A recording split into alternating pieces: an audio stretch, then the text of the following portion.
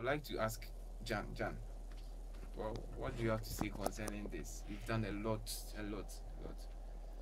Um, before I talk about the topic, the general thing that we want to talk about today, I think I want to just give slight advice to my colleagues who are about graduating and those who have already graduated. Mm-hmm. Some have done their defense, and so far as they are done with their exams, I think they can call themselves graduate, even though they've not done their like formal graduation. Yes. Yeah.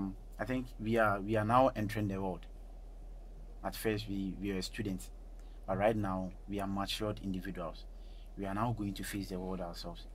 There were some reckless lifestyle that we were living on campuses and some other things, but we can't take it home. Facing the real world with some kind of lifestyles wouldn't help.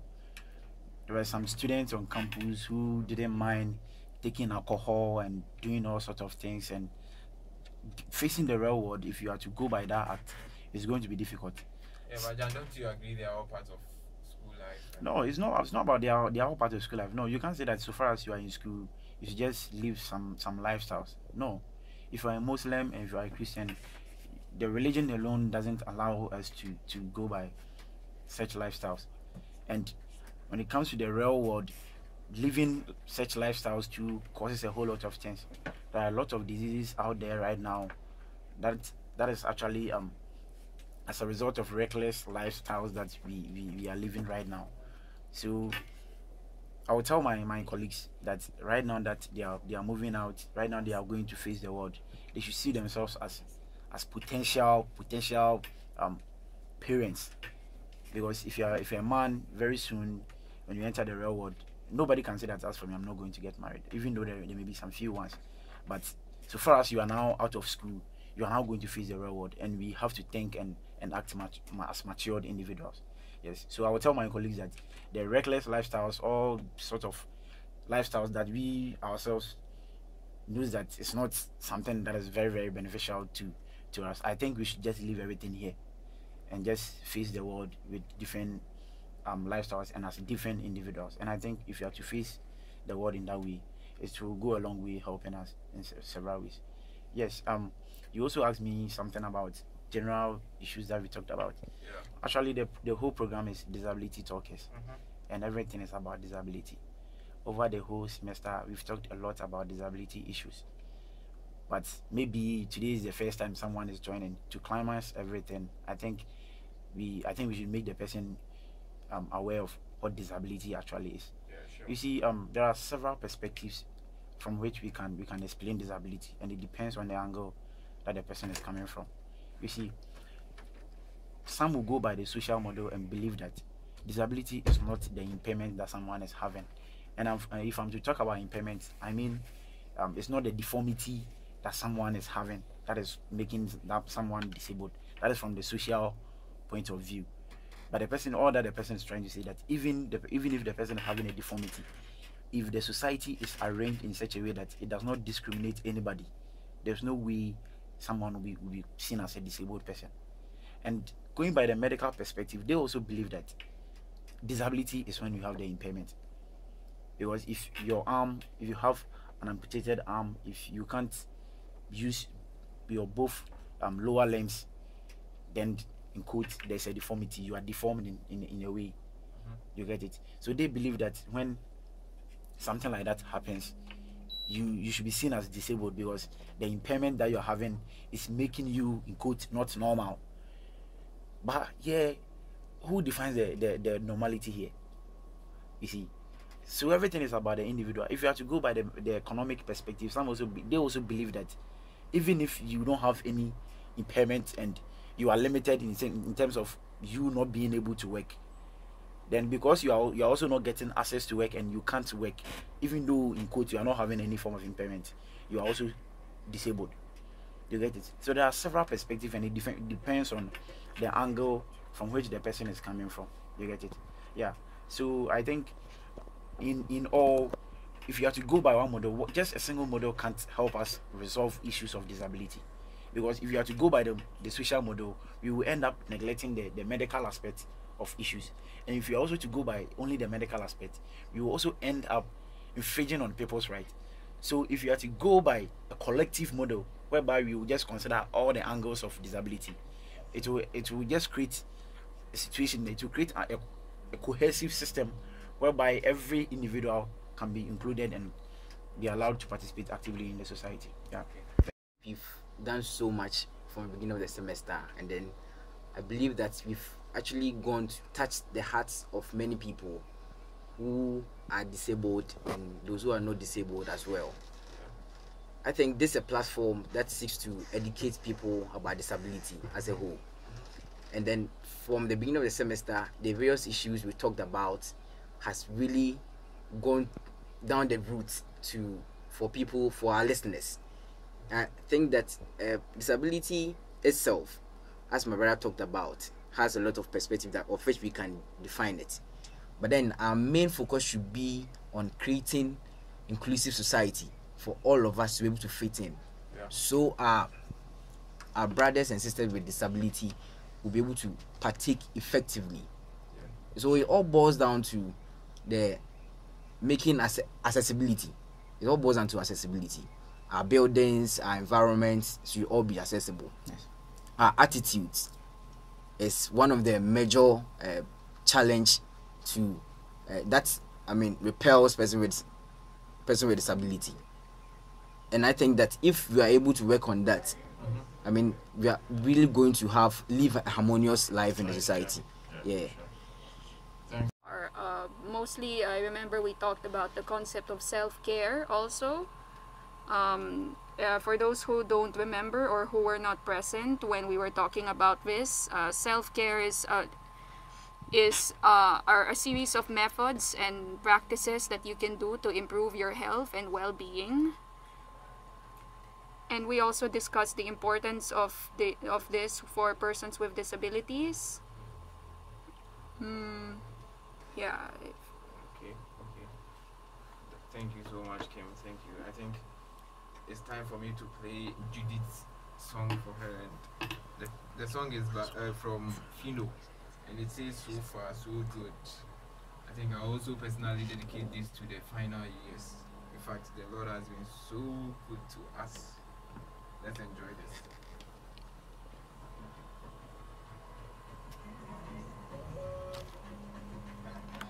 Straight to Mr. Gabi.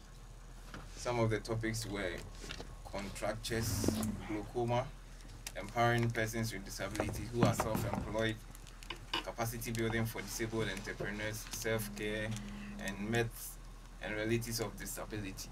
So, Mr. Gabi, this is how far we have come, and you're welcome to the studios again. Thank you very much, Evans, and wishing your listeners out there a good afternoon, and I hope the exams went well. I pray that nobody should go home gnashing his teeth, because the purpose of coming to school is to come and make it and go out, right? Yeah. And Evans, I want to crave your indulgence. What's the opposite of far? Far. Is it short? Yeah. Short, huh? Near. Near. Yeah. Okay, so with that song, so far so good, right? So far, so Yeah, good. so short. Mm-hmm. The semester has come to an end, Yeah. and we want to say thank you to everybody who participated in this program, and I really dedicate this final program to our brothers who visited us in this studio. I remember early in the year we had some people with disability who joined us to tell us their experience. So this program personally goes to them. And then looking at it broadly, I see we've done a lot of work, and it's about time we did our evaluations, especially now that school is coming to a close. Yeah, so I wouldn't say much. I elect to hit our shoulders that we've done a lot when it comes to disability on Focus FM, and I know our listeners out there will not take it away from us. Yeah, so wishing everybody, happy long vac, and stay well and don't do things that we will not do in the studio. Thank you. Okay, thank you. So good, just as the song was saying, actually, it's a lot. We've done a lot, but just like what Mr. Gabi also said, it's not about the numerous programs that we've had. It's all about the impact that the program has had on people's life. And I know, I really know, and I believe that actually it has really influenced some people in some ways. If we are to open the lines to allow people to call, just to tell us how the programs that we had with actually had here, how it has affected their lives. Um, I'm sure maybe the number of calls and the text messages that we get, we wouldn't be able to finish today. So I know it has really affected a whole lot of people in a positive way. Yeah. And we give the credits and everything to God. Without him, there was no way we could have done that. Yeah, thank you. We talked about contractors, glaucoma, and empowering persons with disabilities who are self-employed. Right. So what do you have to say concerning these few topics that we've discussed? Oh, I think that these topics were very helpful, and with empowerment for what we study, disability and rehabilitation. This is one of the core things that we talk about, because we shouldn't marginalize them. We shouldn't make them feel that they can't do anything for themselves. Meanwhile, some of them are in businesses doing things for themselves. They should rather be encouraged, because more times what we see is we see them to be incapable, the less privileged in the society. But meanwhile, they have the ability that even some of us who are even more able don't have. You see, so they are even doing very well. So they should be given thumbs up, and then they should be encouraged more to keep on what they are doing. And then it all boils down to the government helping them, finances. Everything boils down to money. With money, there's nothing that we can do. Everything is money. So if you want to empower them, you should empower them with money, so that you're able to expand the businesses that they are doing. And then at the end of the day, it's going to even enrich their livelihood, their forms of living, and the families that they're also taking care of. Yeah. Money. It doesn't mean we should see disabled persons as individuals that we just like charity, we just have to give them something. That's not what he's trying to say. All that he's trying to say is that they actually have started things and they are implementing things on their own. All that they need is the support and the push, and that is the empowerment. There are several ways you can empower someone. Just give the person the push and allow the person to just it includes money. But I don't want someone out there to think that everything is about money and disabled persons need. No, that's not what he's saying. All that he's saying is we should give them the support and they will be able to live their life on their own. Yeah, thank you. Stated that a 10 years transition period has been given. So it means from 2006 it was supposed to be effective from 2016, and we are in 2017 now. And yes, and you see right now you can see that a whole lot of things has not been done. Even if you are to visit public institutions and even government institutions, you'll be realized that nothing has been done. The place were supposed to be made accessible and nothing has been done. So if the government, the individuals who actually came together to pass that bill is not doing something, is not doing anything about it, then what you can imagine what's happening down there. The individuals who don't have anything, who don't have any knowledge about this law, what do you think they would do? You get it? Yeah, it was supposed to be done, and I'm not surprised that most of researches that has been done concerning conditions of life for persons with disability, I'm not surprised they always come with negative results. When you go to education, it's a problem. Persons with disability don't get access to education. When it comes to employment, the same thing. Health, even when it comes to social marginality, how they are being marginalized socially, that is something that we can't even talk about. But the law was passed to see to it that all the various negative attitudes that the society expressed towards disabled persons and all the discrimination when it comes to employment and access to education, access to transportation and the rest, the law was actually passed to cater for that. But because the law is not being implemented effectively, I'm surprised. And I don't even know what to say, because my findings from my final year project I did this semester, about 92% of respondents reported that it's the government who is not, and that is not seeking to the law being implemented. But I don't think the government alone can do that. I think it's something that we all have to come together and see to that it has to be done. Because if the government is not implementing the law, nobody is telling you that when you see a wheelchair user, just see the person as someone who's not a human being. You get it? We are the ones to make sure that everything in the society is being done. Yeah. Sure. Thank you. Mr. Gabi. So, John. John has taken, and I want to sound a bit political here. Looks like with people with disability, we had an opportunity, but we shot ourselves in the foot. Why am I saying this? I'm saying this because the opportunity Ivor Greenstreet had, instead of going for a presidential slot, he would have asked for a parliamentary slot, right? Yeah, because the ambition, even though sometimes we need to be ambitious in life, some ambitions are way above mountains, okay? And you really know inside yourself that this is not going to work. So if he had worked out in parliament and then he got a parliamentary seat, at least there will be a voice in there, at least. I know there will be a voice in there for people with disability. Because they will start looking at how Ivor Greenstreet gets to the Parliament House. When there's a plenary session going on, how he gets in there, all these will come to play. And then it will transcend, it will really transcend down to other public places. Okay, but we had an opportunity, we shot ourselves in the foot just because somebody has put his interest first. And we can't take it away from him. But please, my brothers out there, we are all just inches away from disability. The confidence should be built on.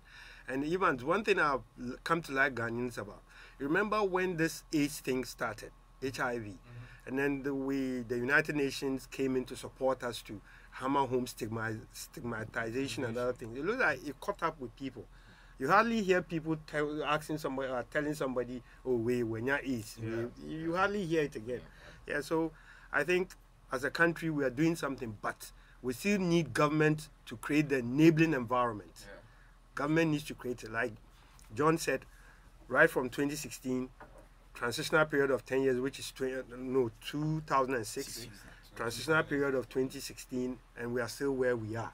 Yeah, so government needs to create an enabling environment, put in the necessary, finances and other, input so that people with disability feel they are part of us. Because if you talk about disability in developed countries, they don't even really feel it. They don't feel it. They hardly know they are disabled, because if you're a PhD holder, he's also a PhD holder. The way he gets home, he has his family to take care of. I mean, life goes on, and we're all human beings. And I think we need to take a cue from there and ask government to put in the enabling, environment for people with disability to move on with their lives. With what you're talking about, accessibility. Yeah, it's about the law. The law. I mean, the government has really, it's not really up to task when it comes to implement. Concerns has been raised about it up till now, and it's been 10 years. Yeah. Since the time, since its inception. Yeah. And I don't know why they've relented on some of these things. This issue, it's really something. You see, when we talk about some of these things, then the person with disability begin to have the notion that their views are not being respected. You get it? Because we are one body, one people, living in Ghana, and then some of these things, the authorities should, make sure that the right things are done to ensure the inclusion of persons with disability, because working at workplaces and other public places should be made accessible to them.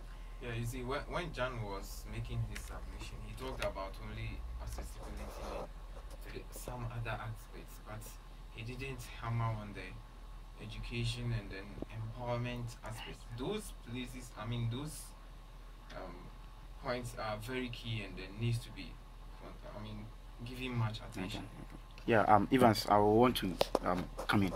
You see, the whole thing is that, just like you are saying, I didn't talk about other issues. You see, accessibility is not only about the physical aspect. You get it? If I want to go to this particular school, and I get there and the headmaster tells me that, oh, we can't admit you here, it means I'll have to get back to the house. So it simply means that at that very moment, I couldn't get access to the educational system. I really want to be in school, but the system, the way the system has been designed, is telling me that I can't be admitted there because I'm hearing impaired. I can't hear, and the teacher who is also facilitating issues in the class don't know how to sign.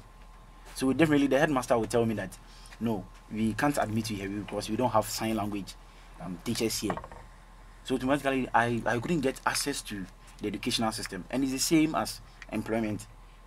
So the accessibility that I was talking about, I didn't mean only the physical aspect. Human behavior is also not accessible. You get it? Because the way we approach disabled persons is not even something that we can talk about. We look down on them, and because of that, they also try to withdraw themselves from us. And at the end, it looks like they are being excluded in the society. So that is it. And when it comes to the law per se, the law is supposed to see to it that every aspect of disability is being resolved in the society. But the whole thing is, if the law is there, and even the disabled persons themselves, who the rights, their right is being stated in the law, don't even know the law, how do we see to it that the demand for their rights is being met? Another finding also from my study, about 60% of disabled persons don't even know about the existence of this law that we are talking about here. So if I don't know that there's an act that defends my right, how do I even ask for that particular right to protect me? You get it? That's the issue. Yeah. Because if I know that I have the right to be educated, to inclusive education, and I get to a particular school and the headmaster tells me that we don't have a sign language interpreter here, then something is wrong. I can question that particular headmaster that I have the right to be in any particular institution that I want to be, because the law talks about inclusive education. So whether you have the sign language interpreter or you don't have it, it's your duty to see to it that so far as you've admitted a hearing impaired student in the school, then you have to search for the sign language interpreter to be here. It's not me, the individual, who have to go to the house and search for another school. That's the thing. So everything is about we seeking to the fact that the law is effectively implemented. And once we see to that the law is being implemented, as Mr. Gabi said, an awareness creating has to be done to make the people aware that it's not only disabled persons, the general public as well, that disabled persons have their rights, and these are the following rights. So the moment you infringe on that person's right, the person has the right to sue you. That's the thing. That is what we need to do right now. Create the awareness and make disabled persons and the public aware that this is what is going on. And I know that when that is done, life for disabled persons and life in the society will be very, very peaceful. Okay. Yeah. To summarize everything, I think disability is not a case as we see it. And disability is not as a result of someone offending someone and someone bewitching someone or something like that. You see, disability is something that is with us all. It can happen to you at any time. We are just a step away from that. It's something that can happen at any moment in time. So all that we have to do is we all have to see each other as brothers. Before you continue, you see, when you say disability with us, or sometimes people don't want to accept that fact. So if you can put something small for our listeners to know that. Actually, Evans, this statement alone is like a full day program. I will need a full day to talk about something like this. You see, we are all a step away from disability, and once we are a step away from disability, I think it's with us all. Wherever we are, it can happen at any time. Okay, let me listen to Mr. Khan. Yeah, no, yes, I'd like to use myself as an example. You know, way back when I was a kid, I used to play lawn tennis, swimming, and this kind of thing. But even, I know we are not on TV, yeah, but I can confidently tell you that, you know, these days you see me limping. Yeah. Yes, I wasn't born like that. Yes, it's because of sportsmanship, you know, and now somebody somewhere might even want to use it. Now, maybe a papa now or too good and nice, you know, that kind of thing. Yeah. So, like you asked John to support what he meant. He said about some moments away from disability. I like to use myself. I just woke up one morning and I started limping. I went on drugs. Never thought of that. You see? You never thought of that. I never thought of it. I went on drugs, and then when I go on these drugs, the pain is even more. So I decided to, you know, do away with it and then look at it naturally and see how I can best go about it. So we are all minutes away from disability, and I pray We just need to be careful the way we do things. Some exercises are there these days. I know they've categorized exercises into ages. If you are between the age of 1 and maybe 17, you have the sort of exercises that you can do. From 17 to 35, you have the sort of exercises that you can do. And then from 35 onwards, there are some exercises you cannot do them again. If you feel because you're a footballer, you want to continue with it, then disability will be knocking on your doors. Yes. Okay. What we need to do is we have to see each other as a brother and as sisters. You get it? Once I see you as my brother, there's no way I'll see you in a negative way, or maybe use some sort of words that I'm not supposed to use for you. We all have to see ourselves that we are all the creatures of one God. You get it? He was the only person who created us all. So we have to see ourselves as creatures of God.